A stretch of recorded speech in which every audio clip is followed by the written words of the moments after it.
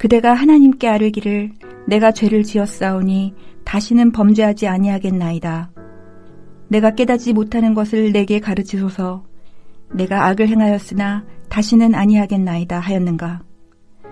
하나님께서 그대가 거절한다고 하여 그대의 뜻대로 속전을 치르시겠느냐. 그러면 그대가 스스로 택할 것이요 내가 할 것이 아니니 그대는 아는 대로 말하라.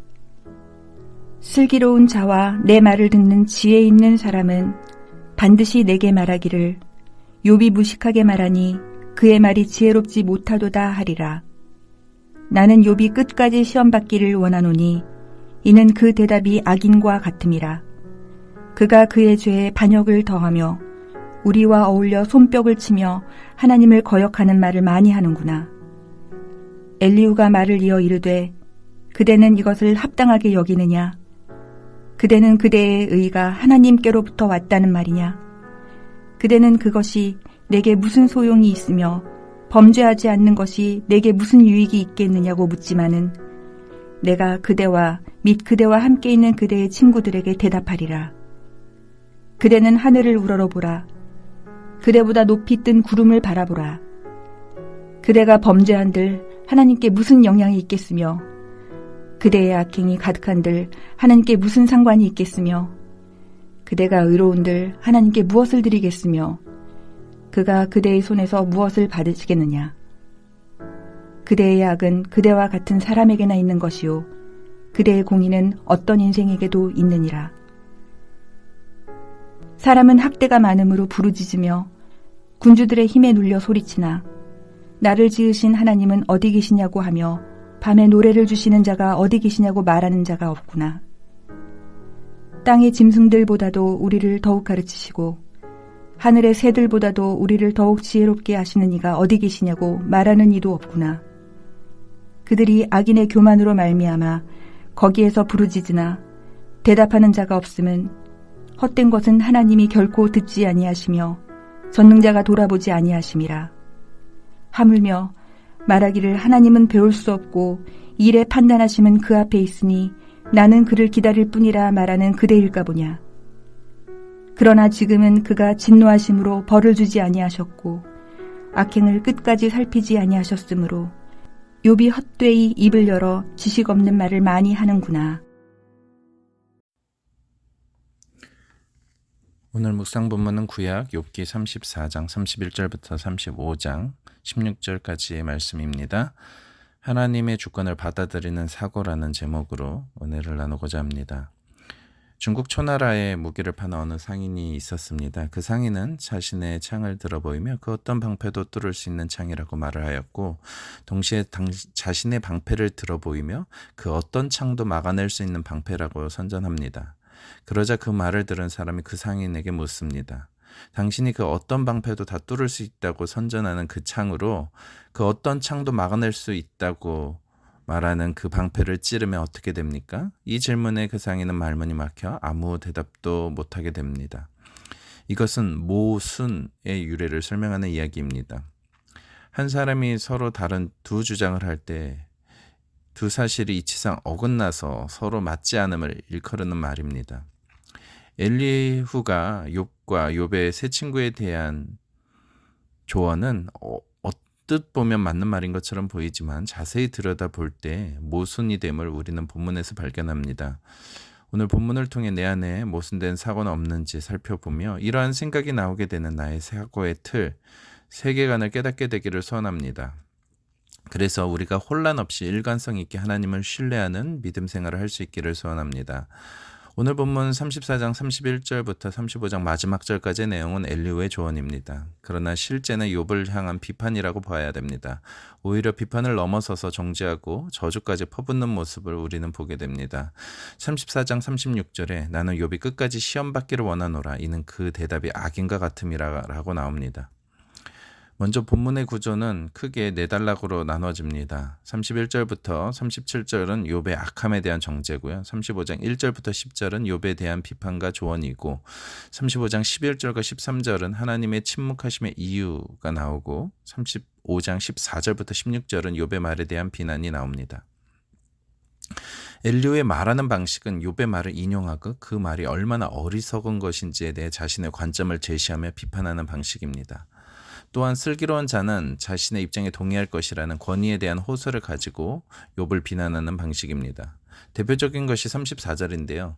34절 슬기로운 자와 내 말을 듣는 지혜 있는 사람은 반드시 내게 말하기를. 새번역 성경에서는 이렇게 번역하였습니다. 분별력 있는 사람이면 내 말에 분명히 동의할 것입니다. 31절과 32절은 욥이 정말 이렇게 말했어야 했음을 엘리후는 충고합니다. 이 말의 뜻은 무엇입니까?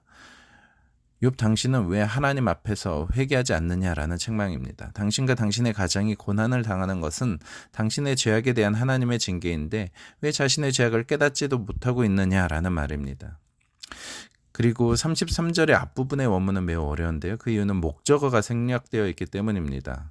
문자적으로 직역하면 네가 싫어한다고 혹은 거부한다고 해서 그가 너로부터 그것을 갚겠는가라는 문장입니다. 새번역 성경은 어른은 하나님께서 하시는 것을 반대하시면서도 어른께서 원하시는 것을 하나님이 해주실 것이라고 기대하십니까? 라고 번역합니다. 즉 욥 당신이 하나님의 징계하심을 받아들이지도 않으면서 이 고난의 이유를 묻는 당신에게 하나님이 답변을 해주시리라고 기대하는 것은 잘못이라는 말입니다. 결국 엘리후가 34장 31절부터 37절 사이에 말하고 싶은 것은 이런 말입니다. 욥 그대는 그대가 악을 행했기에 받게 되는 이 하나님의 징계를 겸손히 받아들이고 회개하고 자신은 의롭다고 회개하지 않고 자신은 의롭다고 말하고 있으니 그대는 죄에 반역을 더하고 있습니다. 나는 욥 당신이 끝까지 시험 받기를 원합니다. 이런 말입니다. 바로 저주와 독설이죠. 아주 무서울 정도입니다. 35장부터 엘리후는 욥의 말을 인용하고 반박하는 방식으로 자신의 충고를 진행해 나갑니다. 문제는 욥의 말을 인용하는 그의 말이 잘못되었다는 것입니다. 그리고 더 문제는 자신이 비판하는 그 입장을 자신이 대변하는 모순된 입장으로 충고를 하고 있다는 점입니다.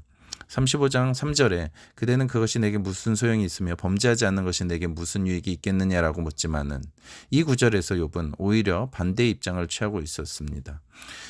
21장 15절의 욥은 전능자가 누구에게 우리가 섬기며 우리가 그에게 기도한들 무슨 소용이 있으랴 하는구나.